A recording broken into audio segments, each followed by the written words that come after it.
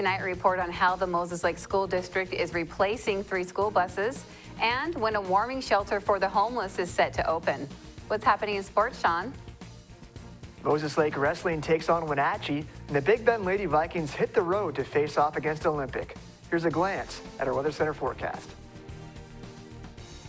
I'm meteorologist Mike Sines. We currently have a winter storm warning in effect for our viewing area. How will that affect the roads and your commute to work tomorrow? I'll let you know coming up in weather. I'm Amber Jenks, and we have all this and much more on iFIBER 1 News. From the iFIBER 1 HD studio here in the heart of the Columbia Basin, this is iFIBER 1 News. Your #1 source for local news, sports headlines, and our very own Weather Center forecast covering the entire Columbia Basin. This is iFIBER 1 News, and it starts now.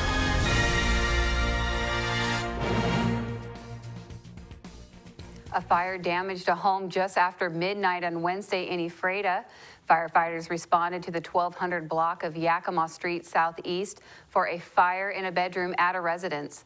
According to the Ephrata Fire Department, the family was able to get out of the home and call 911. Firefighters contained the fire to the bedroom, and the wall and the dresser were damaged. It appears the fire started with a wall heater, which was on a low setting. It created enough heat to catch a dresser on fire that was pushed up against it. Grant County Fire District 13 provided mutual aid. A legislator send-off on Wednesday night allowed residents to meet the state lawmakers ahead of their next session in January. Reporter Cameron Probert has the details. District 13 legislators spoke with members of the public Wednesday night about their plans for the upcoming session. Senator Judy Warnick, along with Representatives Matt Manweller and Tom Dent, spoke about a variety of issues, including improving how the state handles wildfires and free speech at universities during the Moses Lake Chamber of Commerce's legislative send-off.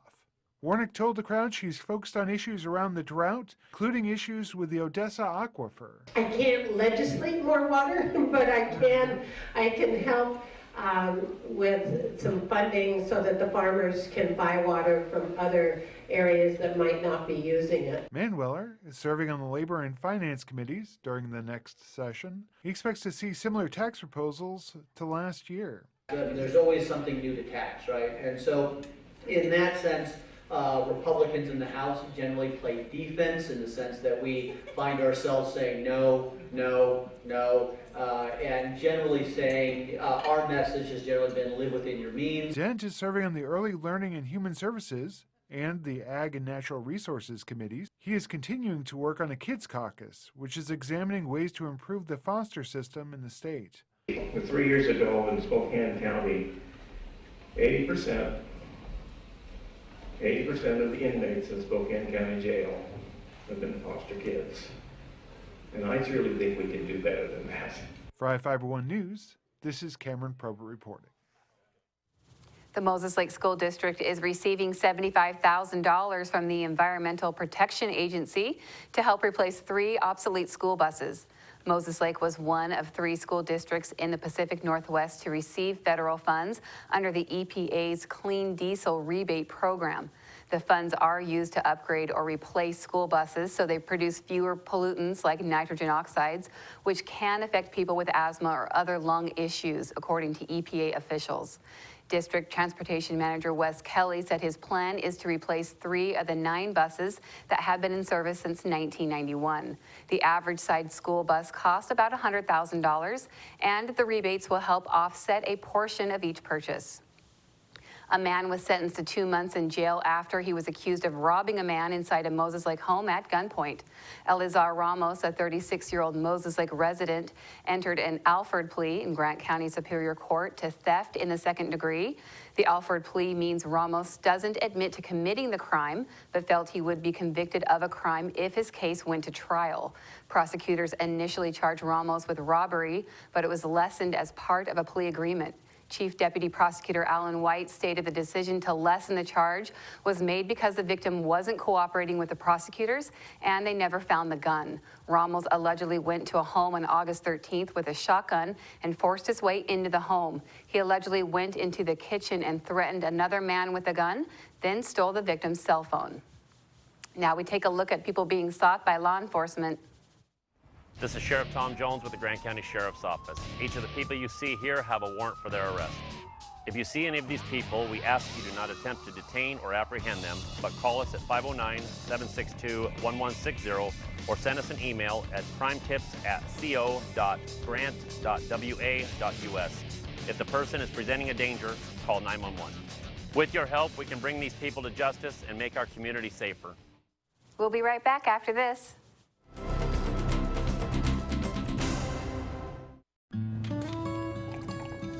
When the cold rolls in, it's time to turn on the heater and cozy up with a book. But turning up the heat can mean higher electric bills. And for some families in tough times, that could mean choosing between a warm meal or a warm house.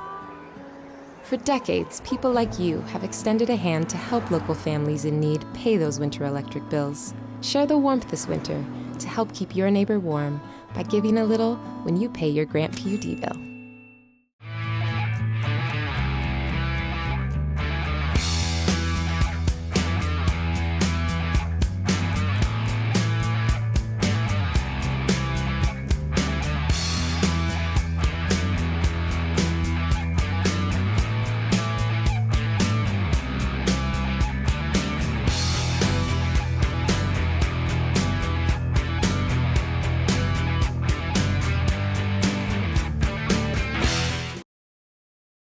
This weather segment's brought to you by Barry Motors, one great place to buy and service a car. I'm meteorologist Mike Sines. We looked at your weather headlines. Throughout the overnight, we are going to see conditions not get as good. We're going to have a wintry mix in the forecast, and then by the morning, fog in the morning. We are going to have lingering snow and fog, and by the weekend, possibility for snow. I'll let you know coming up in our extended outlook. Taking a look at our almanac for us here in Ephrata, we saw an 100th of an inch of snow. That's 0.001.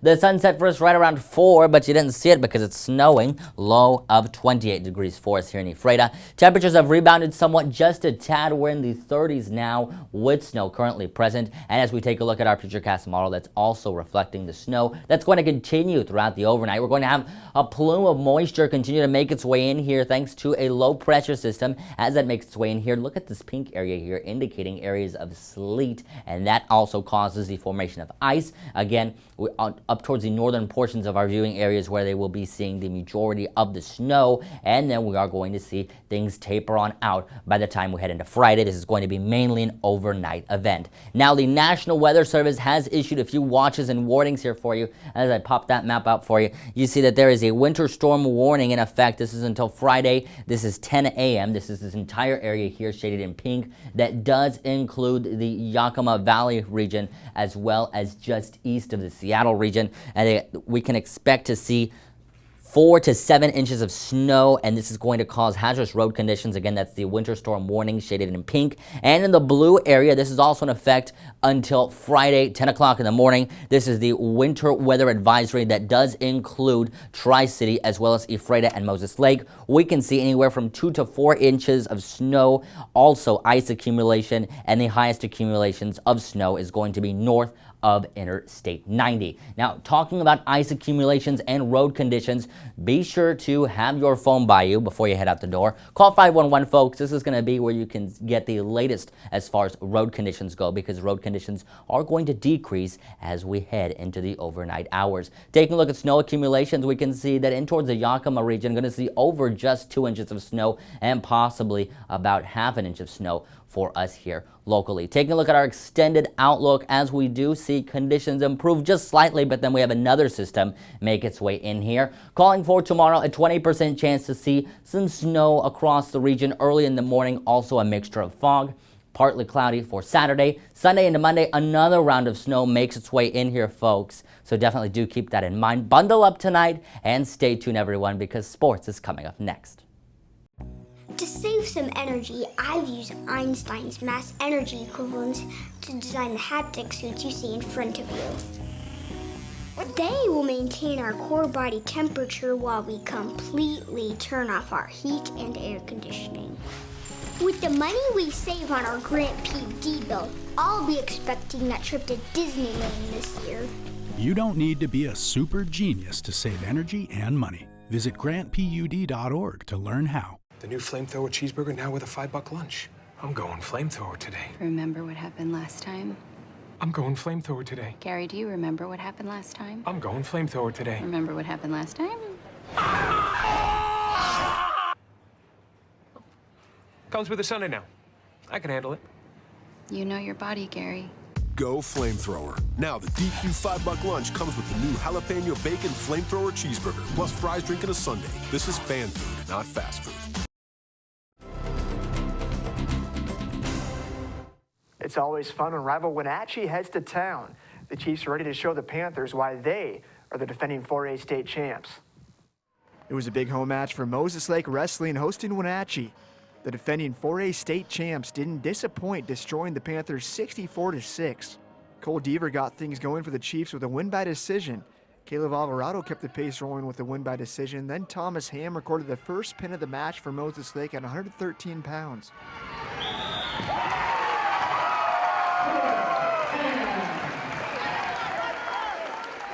August Gibson followed up that pin with a pin of his own for the Chiefs at 120 pounds.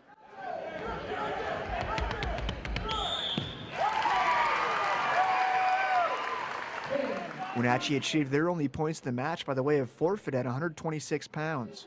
The Chiefs would go on to win the remaining 9 matches to finish with 64 points. Moses Lake now heads to Coeur d'Alene to compete in the 36th annual Tri-State Tournament. The Chiefs will face off against some of the top wrestlers in Idaho, Washington, Montana, and Oregon. The Big Bend Lady Vikings dropped a wild one last night to the Olympic Rangers, 68-63. The Vikings jumped out to an early first quarter lead up 16-12, but fell behind in the second quarter, trailing by 10 points at halftime. The Vikings recharged in the third quarter, scoring 31, taking a 9-point lead. But the Rangers fought back in the fourth quarter, regaining the lead and taking the contest 68-63. Max Shelley was the leading scorer for Big Bend with 21 points. Deanna Manning had 8 points and 8 rebounds for the Vikings. Michaela Shoemaker was the leading scorer for Olympic with 15 points. Shoemaker was 7 of 8 from the field, a cool 88%. Lady Vikings are back in action tonight, competing in the Peninsula Crossover.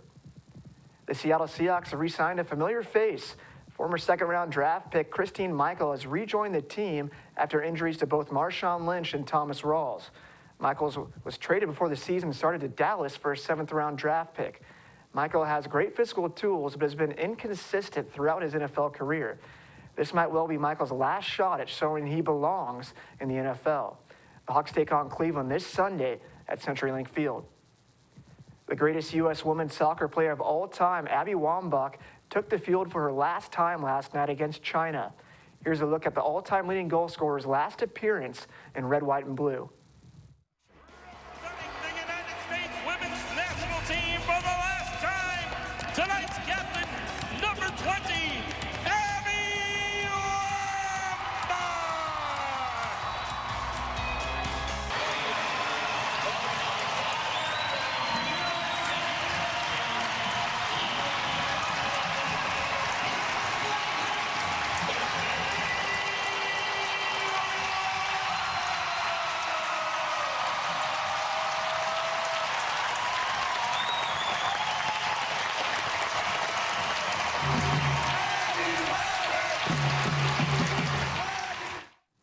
We'll be right back after this commercial break.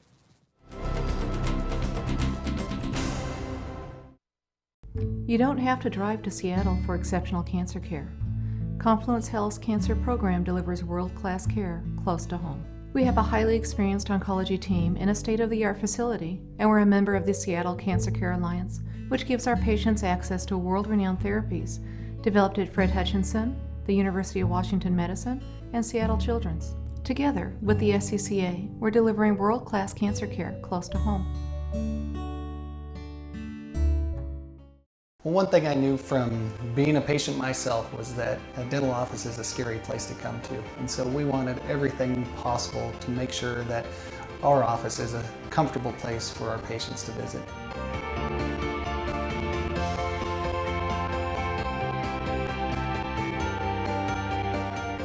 The patients that I have, my clients, have made me a part of this community, and we want to give back in every way possible.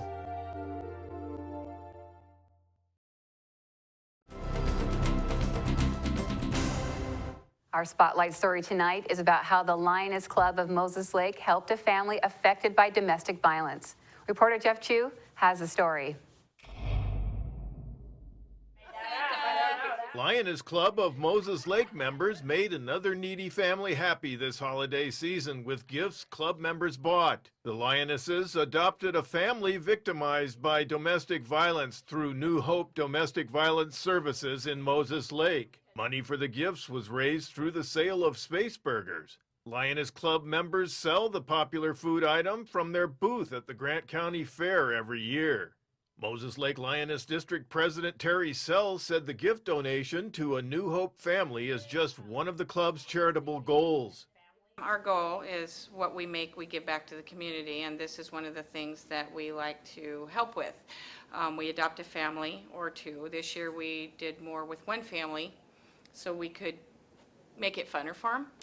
Carolyn Pence, New Hope Domestic Violence Services Director, praised the Lioness Club's generosity during the holidays. These people have been displaced from their homes, a lot of them, or are starting over. And their main concern is being able to provide for their kids. Now, if it's a toss-up between the $100 they have, is it for food, groceries, and rent, or is it to make sure their kids have a Christmas? That's a tough choice for a mom. Sell said helping families who live in fear of domestic violence makes the hard work behind the club's fundraising worthwhile. It just makes us feel good because this is what we do, and to help somebody else have a Christmas, it makes us all feel warm in our hearts.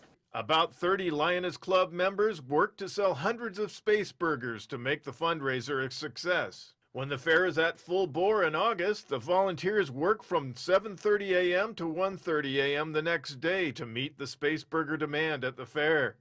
Sell explained how the club chose the gifts for the family helped. Each person has their own bag. There's an infant. That was the funnest for me to buy for. And then the mom. And then each kid, they put down things that they like, their interests, their sizes, and we tried to buy them clothes and toys. So it's fun and necessary. Pence said the club helps New Hope with other expenses throughout the year. I'm so impressed and so thankful because, I mean, imagine you're a 4-year-old and you come home, or 5-year-old, or even 10-year-old, and you come home and you see all that. Bonus. I mean, and that's what's so exciting is to see the looks on the kids' faces and on the parents' faces. People care. Sell said the Lioness Club is recruiting new members. Monthly meetings are at 6:30 p.m. on the third Monday of the month at Emmanuel Lutheran Church, 1020 South A Street in Moses Lake. For more information, call 509-770-1698. I'm Jeff Chu for iFIBER 1 News. We'll be right back after this.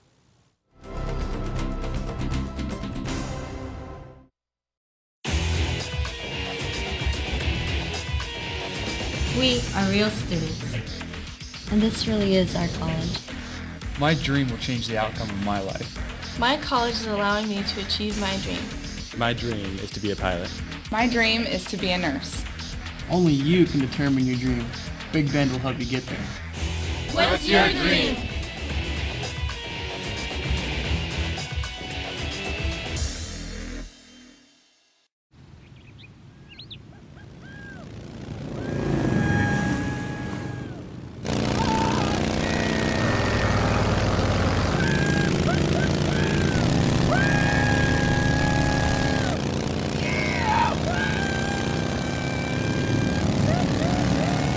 Experience speed like never before when you connect to Grant PUD's high-speed network.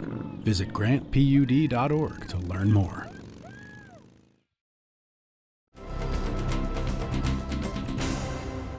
Welcome back.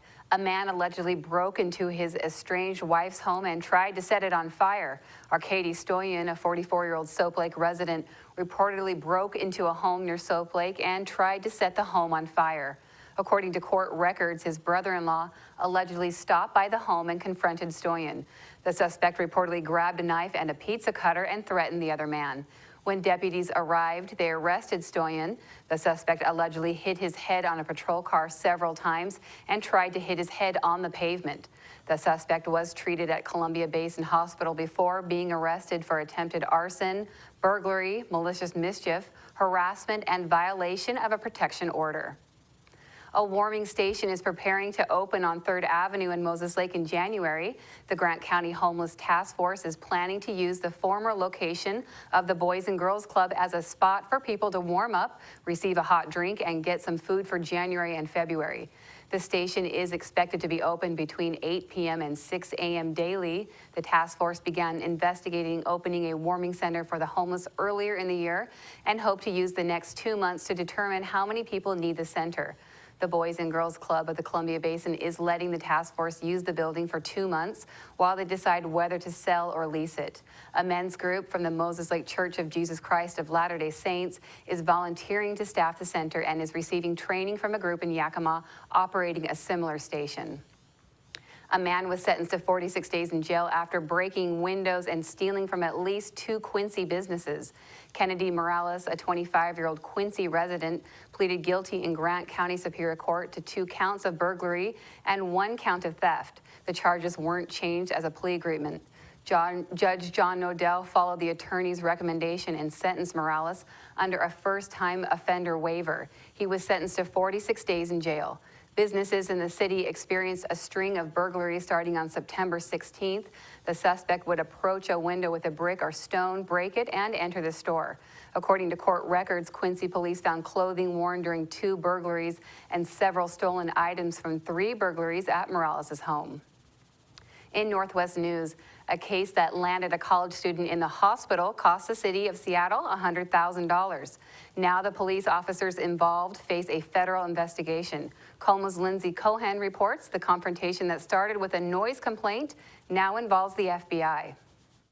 Why are you divorced? What are you doing? This is his property. The video is shaky, but the audio crucial, taken during a 2012 confrontation between a UW student and Seattle police. Tonight, it's at the heart of an FBI investigation, with the feds now examining whether police crossed the line. This is his property. If a civilian beats somebody up like this, that would have been a felony assault. These photos show the injuries David Pontecorvo says he got that night. A broken nose, broken cheekbone, cuts, and bruises. The college student was pulled off the porch of his West Seattle home after someone filed a noise complaint. A lawsuit in the case alleged officers beat him with a flashlight, then took him to jail, but he was never charged.